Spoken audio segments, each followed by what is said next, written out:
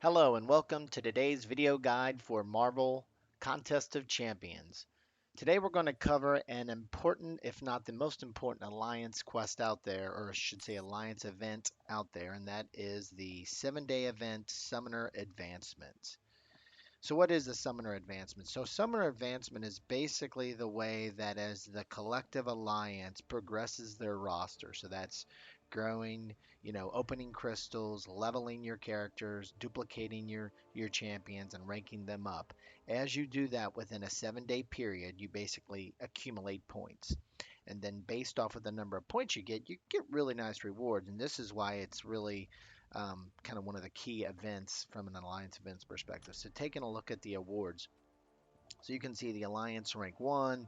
I mean, you're getting some really nice stuff here. So you're getting 1,000 5-star crystal shards. You're getting the 4-star hero crystal shards, etc. Now this, of course, is only one alliance gets that, and these are probably your bigger alliances out there that are typically getting these type of things. But even if you scroll down and look at something a little bit more achievable, even in the 41 to 70% rank, you're getting 425 5-star shards. You're getting 400 and you are getting 400 4-star shards, etc. And so, I mean, and then some nice, I mean, big deal on the Alliance Health Potions, but then some gold as well. But really, the key here is on the crystals. And what is interesting here, when you take a look between 21% to 40%, the differences between that and the 41 to 70% isn't very significant in terms of the major rewards of the 5-star and the 4-star shards.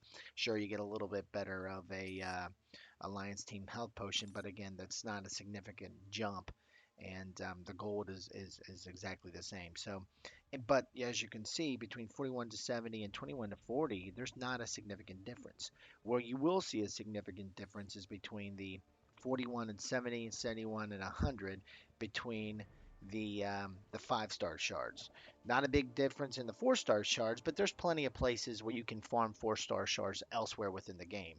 This is one of the key kind of elements why you would join an alliance and remain in an alliance that can help you farm 5-star shards. And again, you can see between 71 and 100 tier and the 41 and 70 tier, there's a 225 5-star shard difference. And again, going back to the next tier up, 21 and 40, there's not a big difference, just 25 shards. So that's kind of the sweet spot, unless you're one of the big blubbery whales when it comes to an alliance that's targeting up here. Sure, if you can get up into one of these places, go for it. But for the common alliances out there, especially the newer alliances that can go to this level, that can get to a similar breakdown of rewards here, you're really going to want to target around the 41 to 70. So, and what you'll see some alliances do just to make sure they can hit that is they actually have 1 week in which they don't open crystals or don't rank their players at all, and then the next week they open crystals and then they rank their players. And that way, and I'm an alliance like that, and we typically land in this 41 to 70. They before I actually joined, they tried to save for 3 weeks. So 2 weeks they would save, and 1 week they would use, and they were really most often landing in this 21 to 40% tier. They weren't able to go any higher, and as you can see, even as you get higher, 6 to 20, you're not getting a significant bump up over from the 41 to 70. So after having this conversation with the alliance, we aligned to saving once a week, and since then we've been landing around this 41 to 70%. Now I know some alliances don't do the save at all. They're always just constantly trying to get somewhere within the tiering system, and if they're lucky, unless again one of their super active alliance that everybody's always buying crystals, ranking players, etc., then you're not going to even worry about this anyway. You're the big blubbery whales that are ending up here. But if you're in a common alliance with, common activity, not a lot of purchasing, not a lot of folks buying crystals and ranking players, you may be lucky just to even land in the 71 to 100% if you're not saving.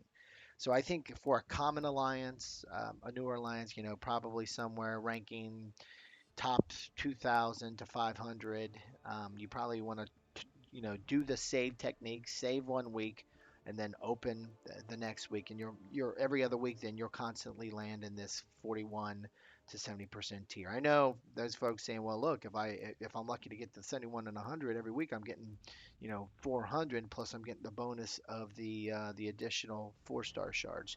Yeah, that's true, but I mean the four-star sharding, again, there's plenty of place you can farm four-star shards, and on those weeks that you miss out on that 71 to 100, and you're not able to get that 200, and because again, to even enter the 100%, you have to get 265,000 points. If you cannot confidently get 265 every week without saving, then don't do it, because this is a good stream again of at least every other week getting 425 five-star shards, which again is kind of like where the game is heading in terms of getting five-star champions. So again, this is my perspective on it, my advice, what I've seen work between different alliances that I've been in.